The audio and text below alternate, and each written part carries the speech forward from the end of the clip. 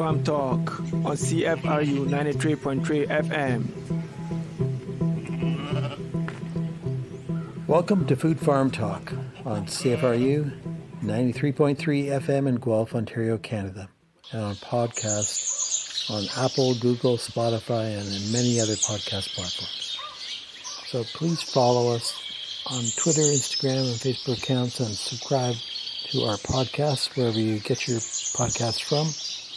We're always interested in hearing your thoughts, comments. Please leave your comments on those social media feeds. This show is about the Environmental Farm Plan.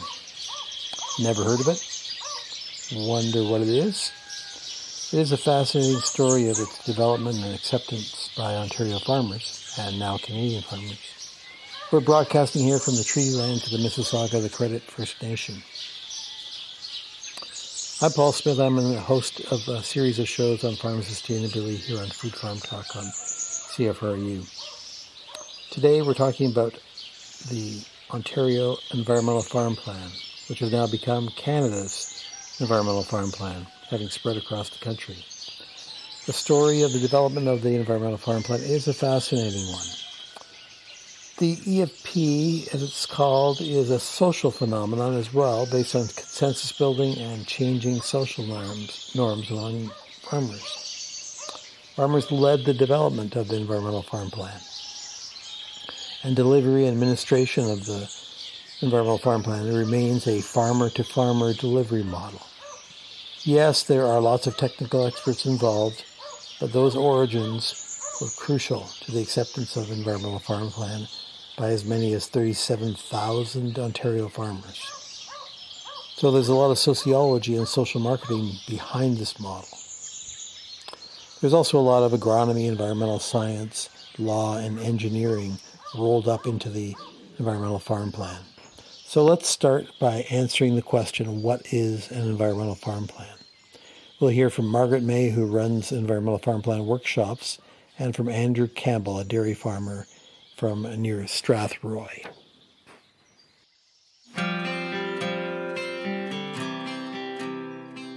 The Environmental Farm Plan was introduced in 1993. Since then, more than 35,000 Ontario farmers have participated in the program that promotes environmentally sustainable practices. Environmental Farm Plan workshops are organized and delivered locally by the Ontario Soil and Crop Improvement Association.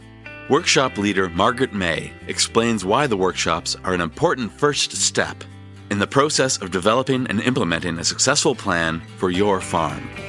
Workshop allows primary producers to work their way through a workbook, assess their business against a set of best management practices, learn about legislation, identify potentials for environmental risk within your business, and then move forward and draft action plans to help mitigate those risks.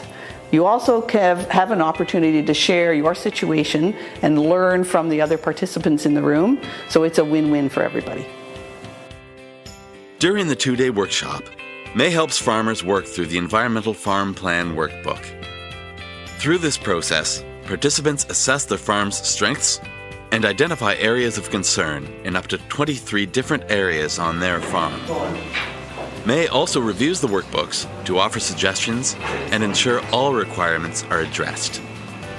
The workbook deals with fuel, wells, pesticides, fertilizer, soil management, pest management, manure management, natural areas on your farm, so everything. Once you work your way through that book and develop your action plan, then it's handed in to me as the workshop leader for review. It's confidential, it's anonymous, and I don't take any data off that plan. It's returned to the farmer at the end of the process, and then that's the time for them to take action and implement their plan. Andrew Campbell milks 60 cows with his family on their dairy farm near Strathroy, Ontario. He says the workshop process really helps farmers understand how they can impact the environment. So I took my first EFP workshop about 5 years ago. It was the time that I was coming home to farm and thought it was an important thing to have. And so certainly, in that workshop, it was one of those, eye-openers in terms of, little things you can do to have a big impact. So we always looked after those big picture things. We tried to avoid, big manure spills, but to be able to look at little things like just barnyard runoff or fuel spills and managing them and things like that was something that we thought was pretty important out of that workshop. Manure management is a big part of Campbell's environmental farm plan. Part of his action plan included a new manure pit required for the expanding dairy farm. He's also working to implement many smaller improvements he identified during his workshop. It's obviously really important that we all look after the environment we're around, and we all want to do that, but to get some real examples, I think, was one of the big things we took out of that. I mean, yes, it's a 2-day workshop, but it's 2 days that lasts for, 5 years. And it does give you some really great takeaways and maybe things around the farm that you didn't think about that you can make improvements on. And then obviously if you are making some improvements, there's probably a bit of funding there to help. So all of a sudden, that 2 days of workshop pays back pretty quickly if that funding comes through. So that gave you a bit of a thumbnail description of the environmental farm plan and a farmer's perspective on it. Now let's dig into the history, results, and future of the environmental farm plan with Andy Graham. You may recall in previous episodes we talked about how the environmental farm plan could eventually form the basis of voluntary sustainability certification for Ontario farms. So I'm here with Andy Graham, who's the Executive Director of the Ontario Soil and Crop Improvement Association. And we're going to be talking about environmental farm plan for a while here. Andy's been immersed in that for quite a long time. Andy, maybe you can just introduce yourself a little bit and who the Soil and Crop Improvement Association is. Sure. Ontario Soil and Crop is a rather unique farm organization in Ontario. We've been around since 1939 is when we first formed. At that time, as a group of interested farmers based at the county or district level who had similar interests in crop management and development of new cropping practices. That side of the organization continues to this day. We have more than 50 local organizations out there at the county level. We're speaking here in Wellington County. There's a Wellington Soil and Crop. Major business of the association since the late 80s has been in stewardship program delivery. So maybe you can tell our audience a bit about what an environmental farm plan is, so what's included in that. And well, the environmental farm plan has an interesting history. It all started back in the early 90s, actually in response to the provincial government of the day who determined they were going to take another look at policies affecting agriculture, and the perceived threat in the farm community is that they were going to play a larger hand in determining what was normal farm practice and where things would have to change. That news wasn't received well by a number of farm organizations, general farm organizations, sector groups, and others.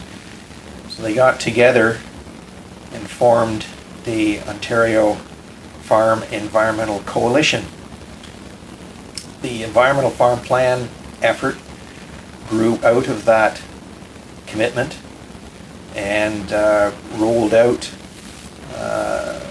on a pilot basis in 92-93, and then became a full-fledged program that we are still delivering through Ontario Soil and Crop province-wide.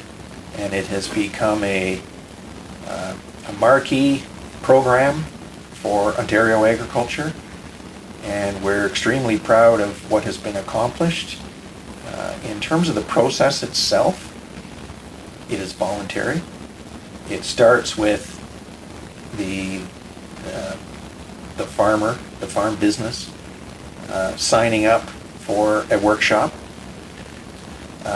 Some will come into those workshops thinking that they can maybe get away with just doing 3 or 4 worksheets. But once they get into the exercise and recognize it's not threatening, it's delivered in a workshop with their peers, it's being delivered through Ontario Soil and Crop. Some people are then comfortable enough to let their guard down and really accept the exercise for what it is. It's an educational opportunity to be able to identify risk in their own operations and then get a good look at what other people are doing in similar circumstances to overcome those risks. So there's some fantastic discussions that take place at these workshops. Yeah, that's probably one of the more interesting parts is the interaction between farmers in the workshops and sharing of ideas. It sort of forces the participant to look at their farm objectively, right, and go through the process, right? So you think they find things that they weren't expecting? Absolutely. I think it verifies some of their activities that they know they're doing a good job on, and that validation is important, right? We all want to hear about what we're doing well, but it also very effectively identifies maybe some of the soft spots in one's management plan, areas of risk that they may have known about but hadn't given much priority. And maybe they go out of the workshops learning that they need to give it much more attention because some of these are fairly large issues when when society starts putting focus on Lake Erie water quality, for example. What did individual farmers think about the idea of doing an environmental farm plan at that point? And then obviously that's 25 plus years ago. How would you say sort of thinking of individual farmers has changed over that time period in terms of this? Well, not surprisingly, when the Ontario Farm Environmental Coalition announced that they would be working towards development of an environmental farm plan, and at that point invited Ministry of Agriculture, Food and Rural Affairs, as well as Agriculture and Agri-Food Canada to be part of the development process. Anytime you are asking someone, it doesn't matter whether you're in the farm community or not, to go through a self-assessment which potentially is identifying practices which are not only ill-advised but may be out of compliance with current regulation, and you're asking someone to write it down, acknowledge it, and commit to an action plan that identifies what they're going to do in response and when it's going to be done. Not surprisingly, there are a percentage of people in the audience who are apprehensive. Is this ever going to be used against me? And it did take a lot of effort in those early years to get a toehold. There were some that recognized right out of the gate the value of environmental farm plan and were the early ones to jump right on it. We are very proud to say that after all these years, we have never had a breach of confidentiality. We're very proud of that. But but how has it changed perception? Because I don't think perception is like that anymore now.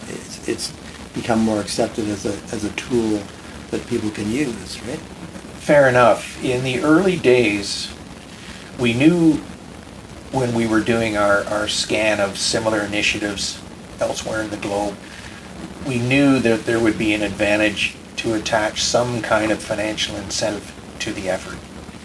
And in the very early days, that incentive was $500 that was coming through the government partners. Before long, that was elevated to $1,500. And that could be used towards any item that had been identified in a verified action plan. Yeah, it was just a cost share. It wasn't a gift. It wasn't a gift. No. You had to take action, you had to spend money, but up to $1,500 would be reimbursed. Right.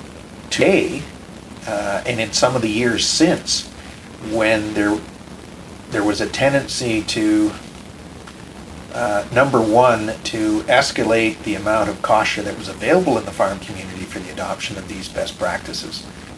And the programs at times were offering $30,000, $40,000, $50,000, as high as $90,000. Well, those are also for substantial investments on the part of the Substantial farmers. investments, and ones like that 90,000 that goes back a few years, that was actually stacking some provincially available money on top of some federally available money. But nevertheless, the point is, there was a huge incentive to participate in environmental farm plan. It was because you needed the farm plan as one of the entry tickets into the incentive programs. And the incentive programs were no longer $1,500, but $50,000 and more. That changes the optics as to why one would participate in an environmental farm plan workshop. And we have been challenged with that change ever since. And we have to stay true to the original principles, that this is an adult education tool to try and influence the thinking when it comes to the adoption of best practices. Right. But it remains that, but you're adding the element of the incentive, financial incentive. So you're combining strategies or tactics to get behavior change. Yeah, yeah. So. Being here at Soil and Crop throughout the life of environmental farm plan, so I was part of those early days. I saw the changes that we've been talking about and the different challenges in keeping the environmental farm plan fresh over all those years. You do that through new additions, but you also have to pay attention to how it's promoted. We are now into what appears to be a very promising electronic edition of the environmental farm plan. We, of course, weren't thinking of that at all back in the early 90s, but we are certainly... Before the internet. Before the internet. But we are, we're there now, and we've just, we had an electronic version for the last number of years, but participation levels were quite low. As you know, Paul, there's a lot of, when one first arrives at those shops, there's some fairly important work to do with identifying soil types on each individual's farm, and there's a tremendous amount of resources that support that activity, and it has been challenging to simplify that process in the electronic version and still provide the necessary resources to do an accurate assessment of things like soil resources. We're getting better as the years go by, and the version we have right now, I understand, is quite good. So we talked about the origins of the environmental farm plan here in Ontario back in the 90s, but then in the last decade or more, it's spread across the entire country now. So that's a big success. And I know you've been involved in various aspects of that. Well, shortly after it got a promising hold in the Ontario countryside, some of the farm groups out in Atlantic Canada took notice and came to Ontario and spent some time with us to better understand the EFP, and took all that information home and developed their own environmental farm plan, largely based on the Ontario product, but adjusted appropriately for conditions in Atlantic Canada. And a few years later, which would take it into the late 90s, leading up to 2000, we were working with another group out in Alberta who wanted to introduce environmental farm planning to their farm community. Back in, I guess, about 2005, in response to a federal provincial program that was introduced at the time, the federal government established that there would be environmental farm plans developed coast to coast. That spearheaded some of the provinces that had been maybe holding back a little bit, were more or less required to move forward with their own environmental farm plan if they wanted to take advantage of some of the program opportunities that were available at the time through the I've tried to reiterate in this conversation that here in Ontario, it started with the farm organizations. The government groups were invited to the table once the farm groups had all rallied behind this idea of developing an EFP. In some of the other provinces, who were basically told, if you want to take advantage of programming, you need to have an environmental farm plan, and here's your deadline to make that happen. In those situations, my understanding was guided a lot more by government. And it was interesting to see eventually when that was rolled out to the farm community, the response in the farm community, because it was a little different situation. The farm community wasn't there at the table helping to build it. It was built by very skilled and knowledgeable folks in the provincial government, but they then had to convince people in the farm organizations that this was a good thing. Yeah. Having done it, if we ever had the chance to do it all again, I wouldn't change a thing in how Ontario chose their strategy. It was a much better scenario than the community. So you think that consensus building approach paid off in terms of the acceptance in the countryside and by individual farmers being more accepting because the farm organizations were directly involved and instigators? Absolutely, absolutely. And that rapid acceptance in between 93 and about 2000, in terms of, I mentioned earlier, a very high percentage of farmers participating voluntarily for that, had an awful lot to do with what you're talking about in terms of the willingness of people to step forward because they've heard from enough people within their own organizations that they are members of, as well as others, that this is a good thing to do, and it's the right thing to do. And farmer-led. Farmer-led, critically important. Right at the moment, and are very comfortable in suggesting more than 70% of the farm community has participated at least once in the environmental farm plan workshop in the farm community. So yeah, it's interesting, this is kind of where the results come in, right? It all depends on participation, the amount of action you get on the ground. And so it's interesting to talk about the 70% because I know that's been around for a while. But then Agriculture and Agri-Food Canada and Statistics Canada have done the survey every 4 years associated with the census, where they estimate the participation, at least in 2016, was 46% of farmers had an environmental farm plan. That was up from 2011, which was when they had 38, and they do this nationally. So whether it's 70 or 48, those are still pretty good numbers for a voluntary program. But is there any, do you think there's any conflict between those two versions of the numbers, or is there different methodology? I will certainly stand behind the numbers that we have been collecting here at Soil and Crop, because we've been the ones that have been delivering all those workshops over all those years. Now we do have to be very careful on how we use the numbers, because You have retirements, people retire and sell the farm and so on too, right? and we also have a lot of farms that have stayed within the same family, and we're now easily with the second generation away from the individual who may have participated. Well, the other part of implementation is, as we've talked about before, is work that was done back in 2011 by Prairie Research Associates, where looked at participants in the EAP and what they had implemented from the plan. As you described, the action plan that each producer has to put together, and then they have to go out and implement it. So, and then the question really is, and this is a question with lots of these kind of programs, is how much of it the work actually gets done. Right. And so that revealed that about 68% of the actions identified had been done at that point in time. Which was tremendous. Yeah. Tremendous numbers. Now, and you're right, when Ontario Soil and Crop has been the delivery agent for the EFP workshops, but throughout those years, we have also been the delivery agent chosen for many of the incentive programs. And we have considerable data here on every project that has been funded with assistance, or shall I say, every incentive program that has been rolled out in association with Environmental Farm Plan.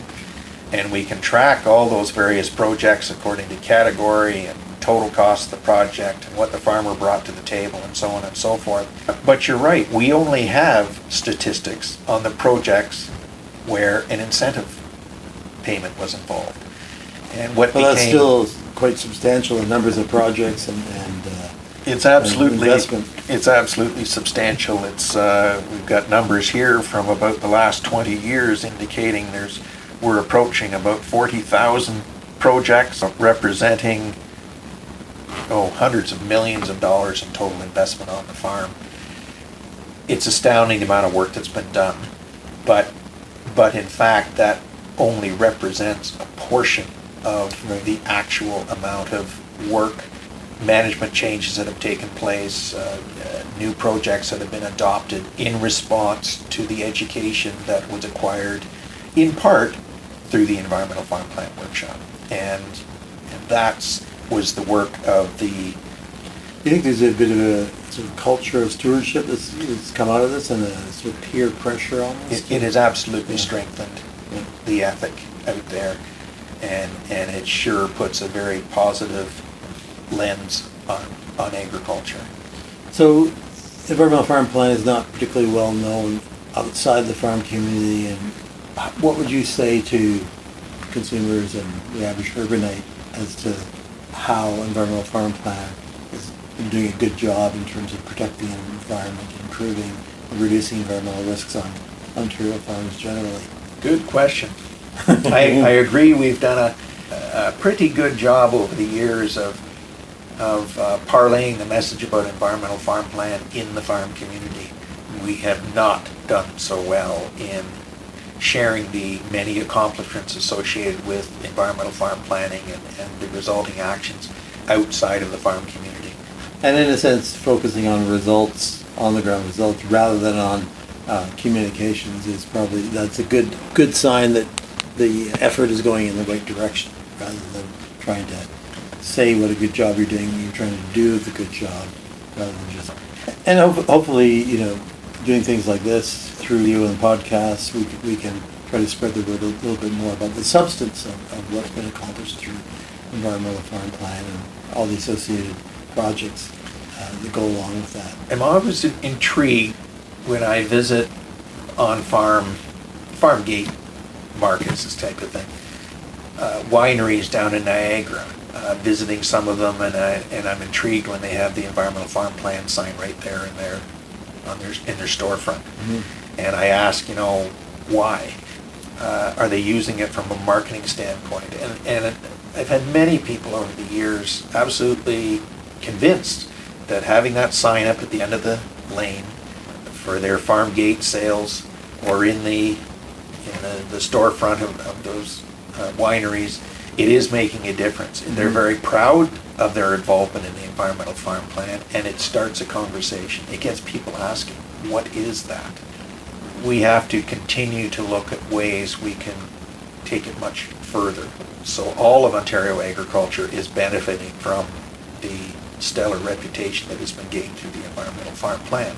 And that in turn will help us get to that small percentage who has not yet participated in Environmental Farm Plan.